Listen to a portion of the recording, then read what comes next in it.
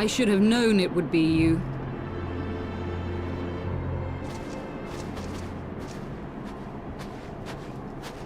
Word reached me of a struggle with a small but well-armed band of trespassers.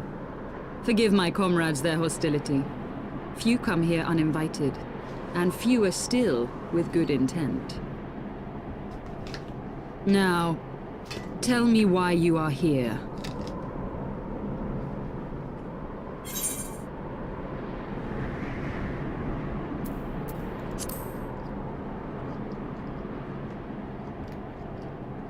So, you seek to stem the Dravanian tide with talk?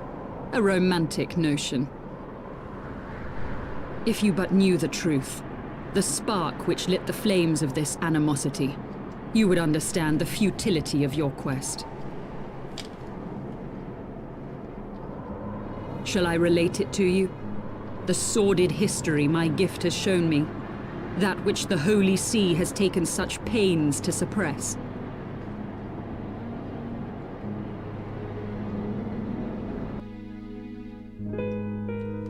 'Twas more than a millennium past when an Elezen tribe first sought to claim the lands of Kurthas as its home. Unfortunately for them, Kurthas was already home to dragonkind, and they were not inclined to make way for the invaders. Thus did a bloody war begin, a war which might well have rumbled on until one or the other side was exterminated, had it not been for the resolve of a single woman. That woman's name was Shiva. While those around her fought and died, she attempted to parley with the dragons, and in so doing discovered them to be possessed of profound intelligence and reason. The great worm, Heavensward, in particular so enchanted Shiva that she found herself growing to love the creature, whom her people considered a monster. In the eyes of a near-immortal dragon, however, the fleeting life of an Elezen is as that of a freshly cut rose. Scarce has the flower bloomed before it begins to fade and wither. Such melancholy musings plagued Heavensward, who had found in Shiva an unexpected and beloved soulmate. He knew that all too soon, death would snatch her away from him. Unable to bear the thought of their separation, the maid bid the worm consume her, that their spirits might be entwined for eternity. Though loath to perform the deed, Heavensward ultimately gave in to her plea, and soon thereafter the tale of their ill-fated love spread throughout the two warring factions.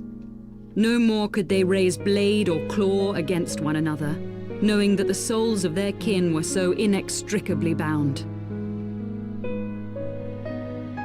In the days that followed, man and dragon learned to live in harmony, and together built a nation unlike any the world had ever known. For 200 years did this blissful age of peace continue, as it would to this day, had vilest envy not stirred in the hearts of the Elezen.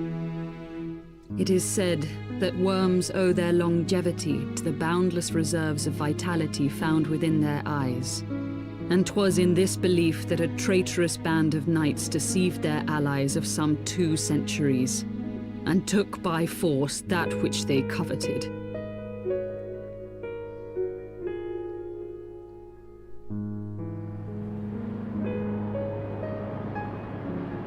Nidhogg, he who now stands poised to unleash his wormlings upon Ishgard, was the great dragon who lost an eye to Elezen treachery. And until he prizes it from the hands of the traitor's progeny, no amount of conciliatory words will stay his fury. You are wrong, Lady Iceheart. Lest you misunderstand, I do not doubt your vision of the past. 'Tis true that Nidhogg greatly desired to reclaim the Eye. Indeed, it was for that very reason that I kept it with me as I roamed the land, attempting to draw him away from the city.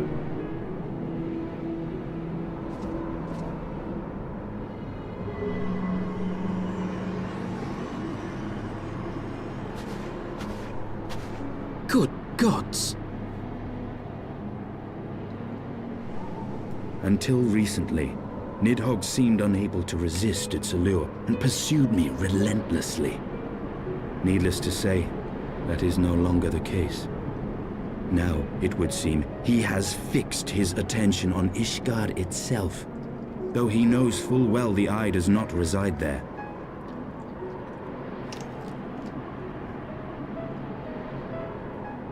You believe he targets the capital for another reason? I believe reason has all but left him. Through the eye, I feel much of what Nidhogg feels, and the dragon's thirst for vengeance will not be quenched by aught less than a sea of blood.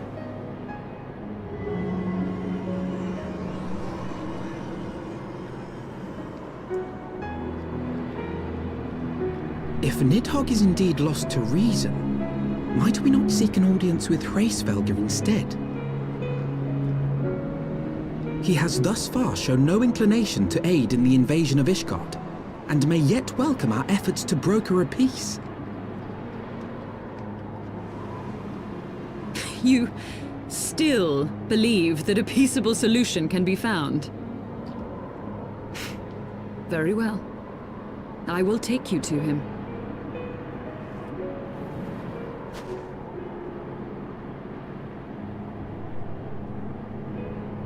Our road will lead us to Dravania, the homeland of dragonkind. There we shall ascend unto the clouds, where Hraesvelgr resides.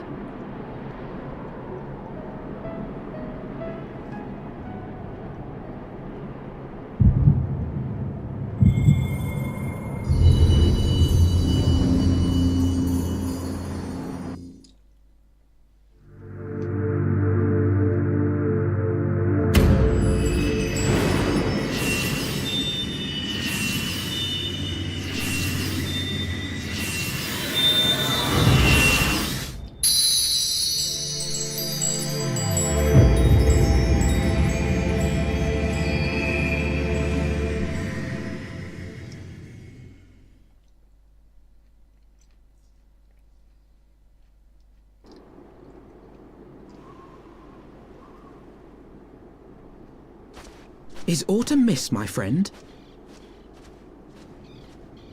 I sense the many battles are beginning to take their toll. Rest a while, and should you lose sight of us, Dravania lies beyond the mountains to the west.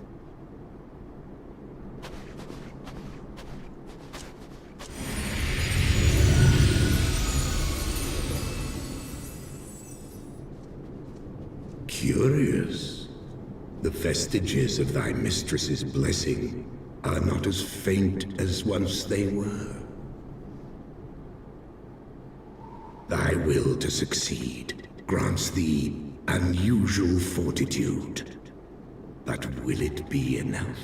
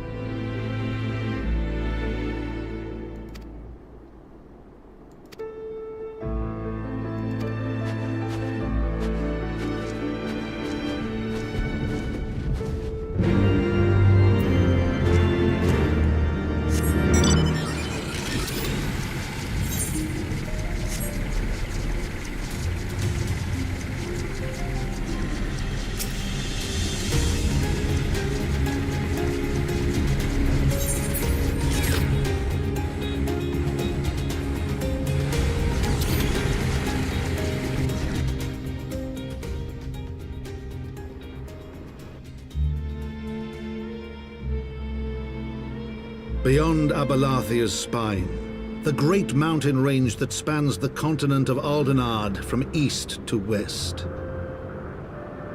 Into the deepening shadows of Som-Al, where lies the ancient home of dragonkind.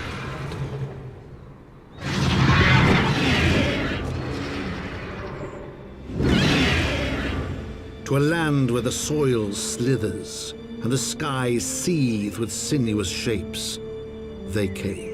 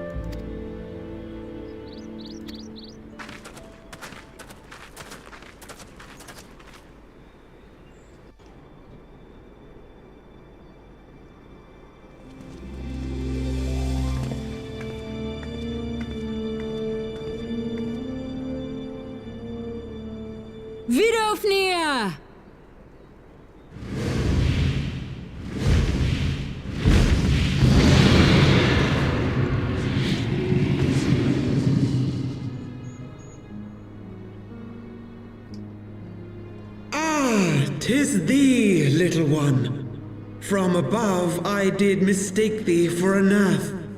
'Tis well I chanced to look again, or thou wouldst now be ash.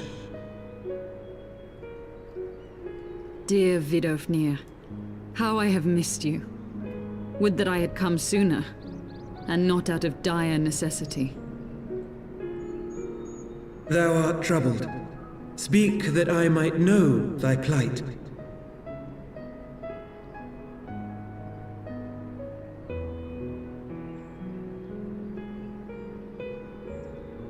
Thou wouldst have father admonish his brood brother. I would end this war without further bloodshed. How am I to believe thee, little one, when thine own companion beareth Nidhogg's stolen eye?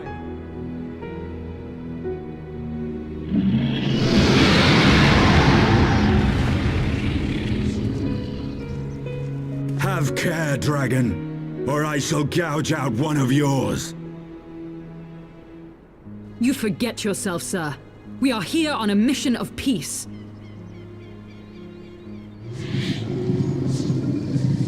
My sires will forbiddeth me from inviting discord to our home.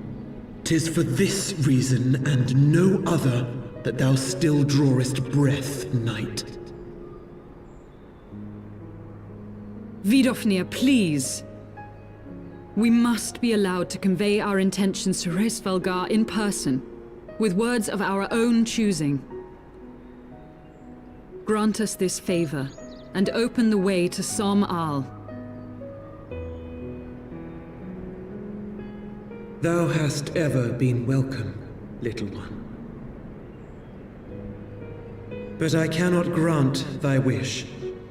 I am bound to remain here, and protect my kin from the Nath's god. The Nath have summoned a primal.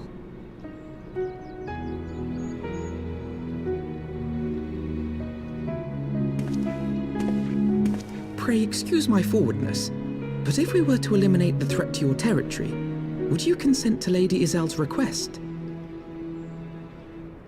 Ha! Dost thou imagine thyself equal to the task? To succeed where dragons have failed?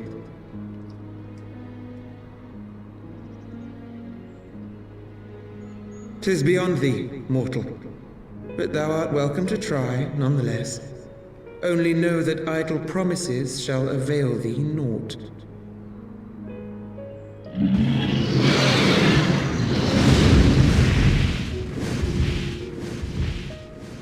It would seem we have no choice but to make good on Alphino's offer. Why must our every bid for peace breed yet more war?